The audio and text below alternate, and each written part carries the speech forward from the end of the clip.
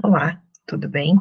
Esta é a unidade 2, nossa segunda videoaula. Espero que vocês estejam gostando, estejam entendendo o início aí da nossa contabilidade. Hoje vamos dar sequência ao conteúdo, entendendo e compreendendo um pouco mais como essas informações são organizadas e iniciar, assim, a ter um entendimento sobre informações para a tomada de decisão. Eu vou colocar para compartilhar a minha tela.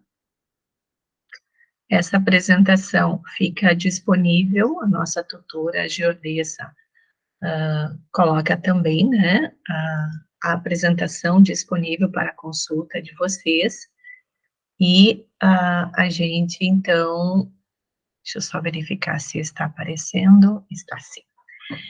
Então, nessa unidade 2, a gente vai estudar e aprender sobre a estrutura conceitual da contabilidade, como que ela é estruturada. Lembrando do conceito, né, que a gente usa aí de contabilidade, que a gente tem, que é a ciência que registra os acontecimentos verificados no patrimônio de uma entidade.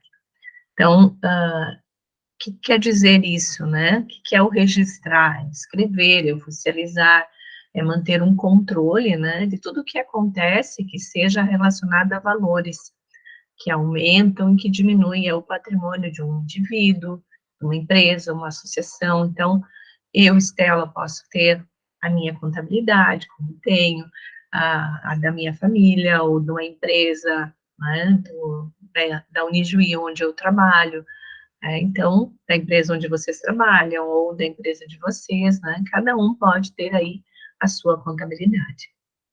Então, o que é um relatório contábil, né? Começando, a gente falou um pouco na unidade anterior, né, sobre bens, direitos e obrigações, falamos, né, inicialmente da contabilidade fiscal, da contabilidade societária, dos usuários, né, que utilizam aí a contabilidade. Então, o que esses usuários acessam?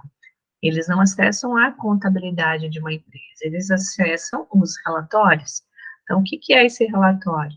É uma exposição dos principais valores, assim, por exemplo, eu vou olhar um balanço patrimonial, eu vou identificar o que a empresa tem no caixa, o que ela tem em bancos, né, o que ela tem a receber, o que ela tem a pagar, o que ela tem de imobilizado. Então, informações sobre a empresa em determinada data, em determinado período. Então, que as normas, né, para os que fazem ciências contábeis, né, para os que cursam ciências contábeis, é importante saber que nós temos um Conselho Federal de Contabilidade, assim como quem cursa administração e quem cursa os tecnólogos são regidos pelo Conselho de Administração. Então, tem o CRA, que é o Conselho Regional de Administração, e o CFA, acho que é CFA, agora fiquei na dúvida, se é o Conselho Federal de Administração, temos o CRC, que é o Conselho Regional, com sede em Porto Alegre, de Administração também, a sede é em Porto Alegre, que regulamentam a nossa profissão. A contabilidade tem normas específicas, que são as normas brasileiras de contabilidade, né, a NBCTG 00 e a NBCTG 26, que são essas duas que a gente tá colocado aqui, elas regulamentam a elaboração das demonstrações. Imagine se cada empresa, né, cada setor aí, cada entidade elaborasse no seu modo, né, na forma como achasse melhor as suas demonstrações. Isso dificultaria muito para os usuários. Então, as normas vêm para dizer as regras, né, para dizer de que forma deve ser elaborado o balanço patrimonial, de que formas deve ser elaborada a demonstração de resultado do exercício. Então, elas conseguem pôr um padrão que vocês aqui, aprendendo o formato no balanço de uma DRE, para quem segue depois em contabilidade, tem em ciências contábeis, né, tem disciplinas específicas que a gente continua trabalhando as demonstrações. Para os tecnólogos e para o curso de administração são outras disciplinas, né, mas o que a gente aprende aqui é o básico para entender a contabilidade. E aí, qualquer empresa, qualquer entidade, vocês conseguem entender as informações. Então, as demonstrações objetivam fornecer informações que sejam úteis na tomada de decisões econômicas e avaliações por parte de todos os usuários. Então, esse é o objetivo da contabilidade, o objetivo das demonstrações, né, é dar acesso a essas informações aos seus usuários. E para que isso seja possível, a informação tem que ter algumas características. E lá na norma 00, que a gente chama de estrutura conceitual para elaboração e apresentação das demonstrações, diz que a informação tem que ser útil, relevante e representar com fidedignidade o que se propõe a representar. Então, para quem recebe um relatório, ela tem que mostrar a que veio, né? Então, tem que demonstrar o patrimônio, tem que demonstrar o resultado, para que a pessoa possa tomar uma decisão. E aí tem alguns atributos que ela determina, né? A norma determina que a informação tem que ter. Então, ser compreensível, relevante, confiável e que eu possa comparar. Tá? Então, vendo um pouquinho cada um desses conceitos, né? Compreensível, as informações são classificadas, caracterizadas e apresentadas com clareza e exatidão, permitindo o entendimento pelos usuários. Então, para isso, presume-se que os usuários tenham um conhecimento razoável dos negócios, das atividades econômicas e de contabilidade. Entendimento de negócios, atividades econômicas. Então, eu estou analisando uma demonstração de uma empresa do varejo, uma empresa de comércio.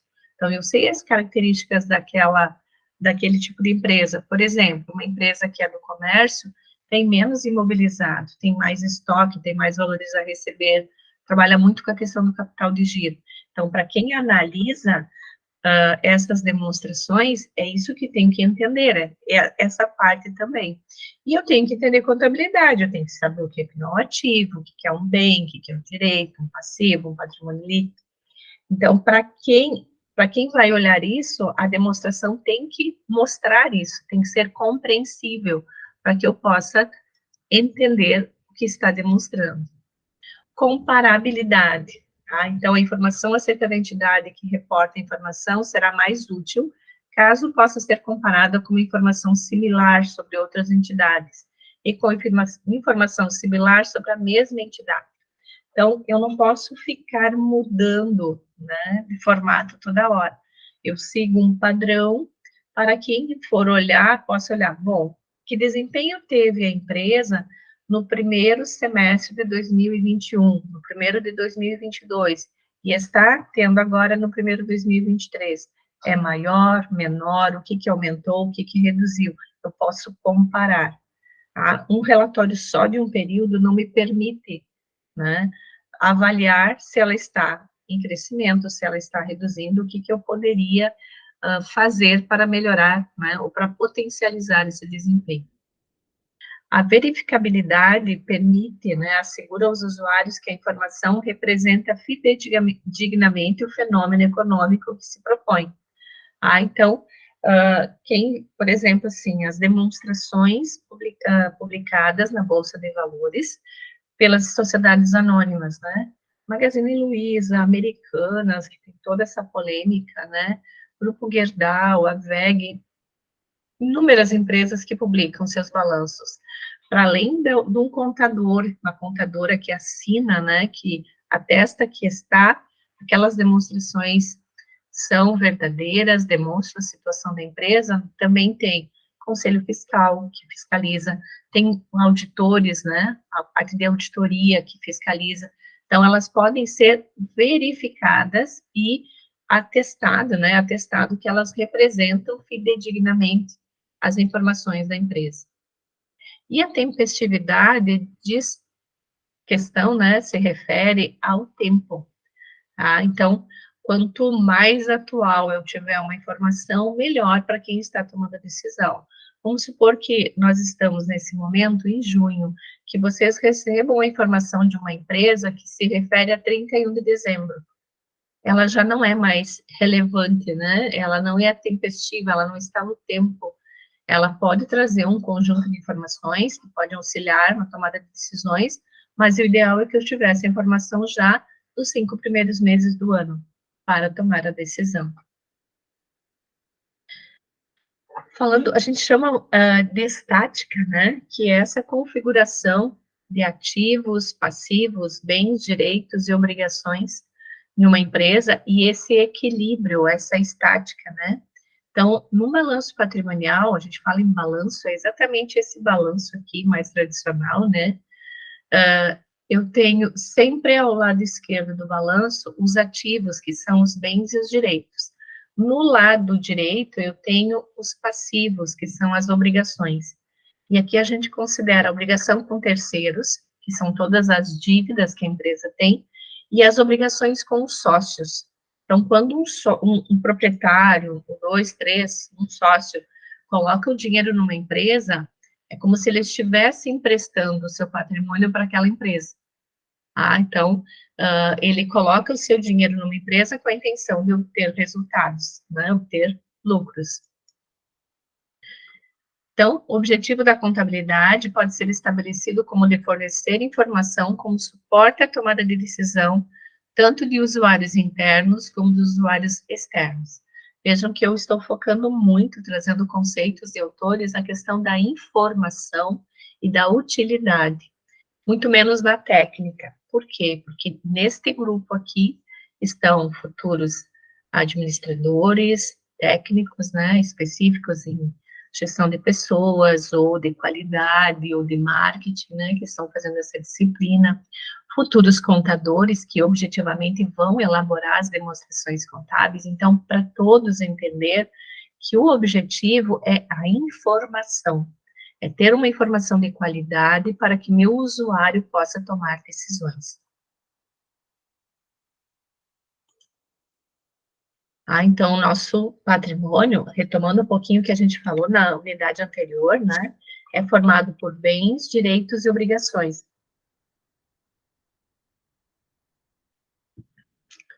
Então, o que são esses bens, direitos e obrigações? Lembram da balança? Então, lado esquerdo, bens e direitos, que é onde os recursos da empresa estão aplicados. Estão aplicados no caixa, estão depositados no banco, financiaram um cliente, compramos estoque, aplicação de recursos. No lado direito, a gente tem as origens. Vejam que isso sempre tem que estar em equilíbrio, eu não posso ter um desequilíbrio, né? Porque senão, de onde saiu o dinheiro para comprar o estoque? Ou veio dos recursos da empresa, né? Do que ela tinha, ou ela está devendo, tá? Então, o equilíbrio. Então, o balanço patrimonial vai apresentar, de um lado, os bens e direitos, os ativos que a empresa possui à sua disposição para poder funcionar, e do outro lado, o passivo, que a empresa, que são, né, as obrigações que a empresa tem com aqueles que forneceram capital para o seu funcionamento, terceiros ou capital próprio. Então, este balanço patrimonial é uma das mais importantes demonstrações contábeis, e por meio dele podemos apurar a situação patrimonial e financeira de uma entidade em determinado momento, dentro de certas regras. Então, claramente aí nós vamos ter o ativo, passivo e o patrimônio líquido. O que é o patrimônio líquido? É o capital dos sócios, patrimônio dos sócios. Então, falando um pouquinho do ativo, né? Então, o que é o ativo? Eles são os bens e direitos da entidade. Então, tudo que a gente tem lá de bens é ativo, direitos, ativo, tá? Então, estes, né, vão estar do lado esquerdo. Alguns exemplos de ativo que eu fui falando, né? Caixa, aplicação em bancos, compra de ações para a empresa fazer um investimento, financiamento de clientes, veículos, máquinas e utensílios, o imóvel onde a empresa está instalada, tudo são ativos, bens e direitos. Os passivos, a gente tem todas as dívidas, né? Tudo que a empresa está devendo, fornecedores, empréstimos, salários a pagar, impostos a pagar, aluguel a pagar, tudo que a empresa está devendo, Então, esse é o nosso passivo. E o patrimônio líquido é o patrimônio dos sócios, A gente pode calcular ele fazendo a diferença entre ativo menos passivo, a gente vai chegar no patrimônio líquido, ou também saber que lá no patrimônio está o capital social. Nós vamos ter um contrato social e vamos iniciar a nossa empresa com 100 mil reais de capital social. Esse é o patrimônio da empresa naquele momento. À medida que ela gere lucro, por exemplo, vai aumentando esse patrimônio, porque o lucro pertence aos sócios. A empresa está começando, gerou prejuízo, diminui o patrimônio líquido, porque o prejuízo também é dos sócios. Então, resumindo, né, lá da estrutura conceitual, o ativo são recursos econômicos presentes que estejam sob o controle da empresa, né, de posse e propriedade, e tragam benefícios econômicos. O passivo é uma obrigação presente, ela traz benefícios econômicos, porque com aquele recurso eu consegui aplicar no meu ativo e depois fazer o pagamento. Recursos consumidos pela entidade para geração de fluxo de caixa futuro. Eu compro estoque, fiquei devendo, dívida. À medida que eu vender o estoque, eu vou gerar resultados para a empresa, vou melhorar o fluxo de caixa futuro. Então, este quadro resume o meu balanço patrimonial. À esquerda, o ativo, formado pelos bens e pelos direitos, então, caixa, estoque, máquinas, direitos, banco, títulos a receber. No lado direito, o passivo, o capital de terceiros, né, fornecedores, salários, impostos, e o patrimônio líquido, capital social e lucros. E aqui, novamente, é um resumo, né? E pensando um pouco nas situações, né, de como a empresa se organiza, de como se compõe o patrimônio, a gente tem algumas situações patrimoniais. Então, algumas coisas, né, no dizer aí, no que explica Basso, né, que foi nosso professor durante muitos anos e falava muito sobre a contabilidade, não tem sentido em falar em ativo e passivo negativo. Ou seja, o ativo e o passivo existem ou não existem. Partindo dessa premissa, os elementos patrimoniais podem assumir os seguintes valores. O ativo é sempre maior ou igual a zero. O passivo é sempre maior ou igual a zero. A situação líquida, por sua vez, pode ser maior, menor ou igual a zero. Então, olhando um pouquinho assim, situação líquida ativa ou positiva, né? Ocorre quando o valor do ativo for superior ao do passivo, e o patrimônio líquido será representado por um valor positivo. Então, eu tenho o ativo maior que o passivo, né? E a situação líquida, patrimônio líquido, é positivo. Exemplificando, eu tenho no ativo, banco e estoques, 7 mil. Tenho a pagar 2 mil de salários. Então, a diferença, né, meu patrimônio líquido, meu capital social, positivo de 5 mil. Então, essa é a situação líquida positiva. Uma situação líquida negativa ocorre quando o valor do ativo for inferior ao do passivo, em que o patrimônio líquido será representado por um valor negativo, denominado de passivo a descoberto. Então, o ativo é menor que o passivo. Estou exemplificando, né? Eu tenho um passivo de 8 mil e eu tenho um ativo de 7.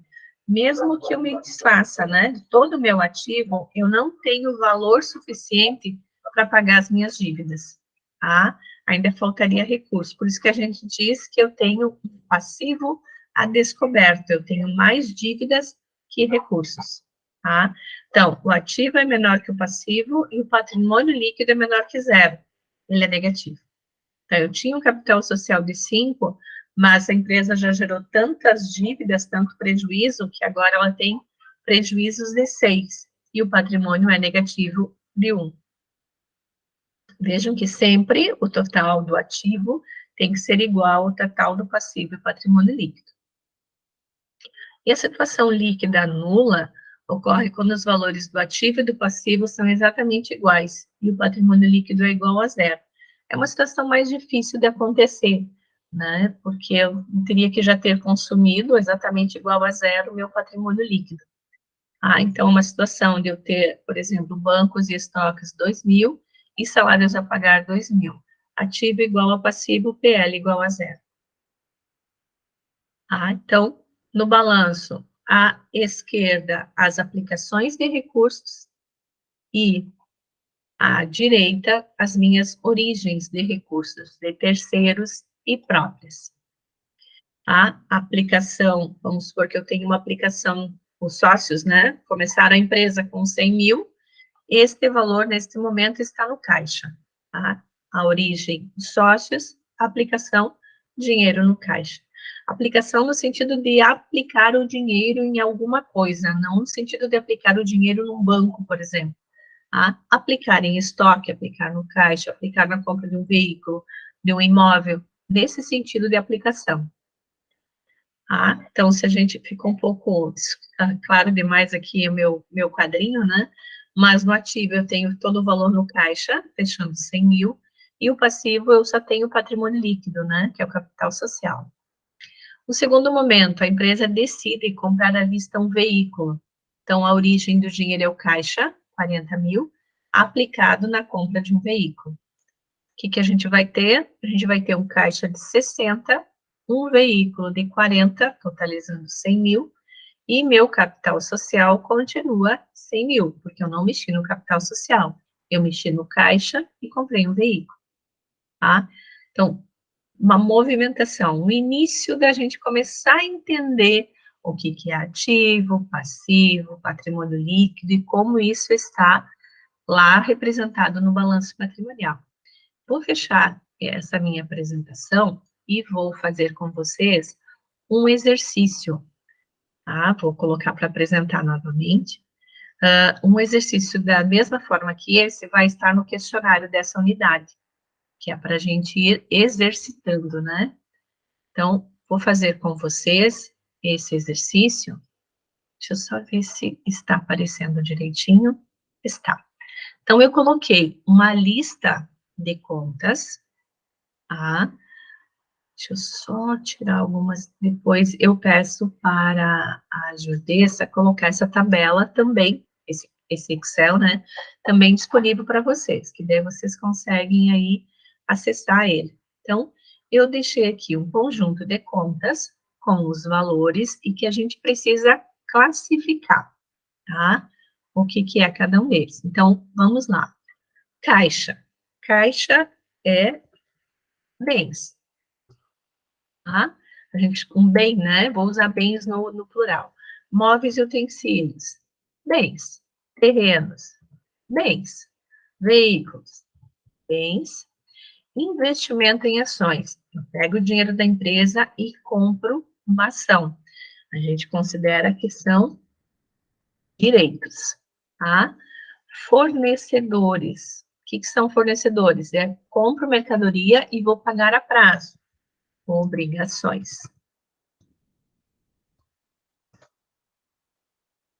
Tá? Banco conta movimento. Eu tenho dinheiro no caixa da empresa e a gente deposita lá no banco. Então, a gente tem direito àquele dinheiro, tá? Aplicações financeiras, da mesma forma, são direitos. Aluguéis a pagar, obrigações. Tudo que é a pagar são obrigações. Imóveis, bens. Clientes duplicatas a receber. Vendi mercadoria, tenho direito a receber. Direitos. Impostos a recolher.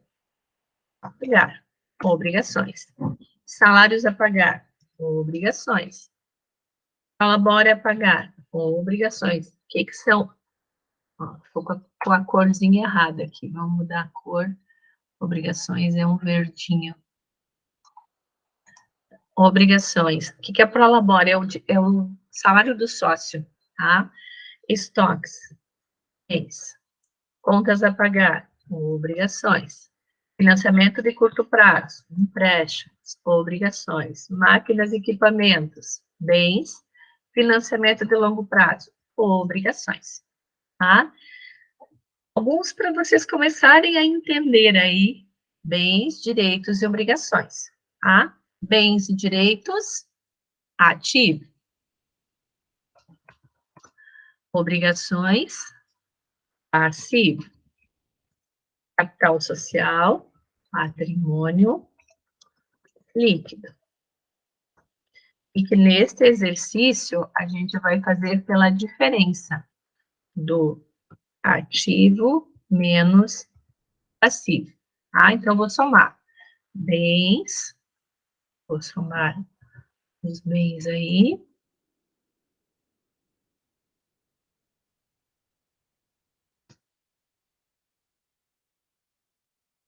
Eu fiz, né?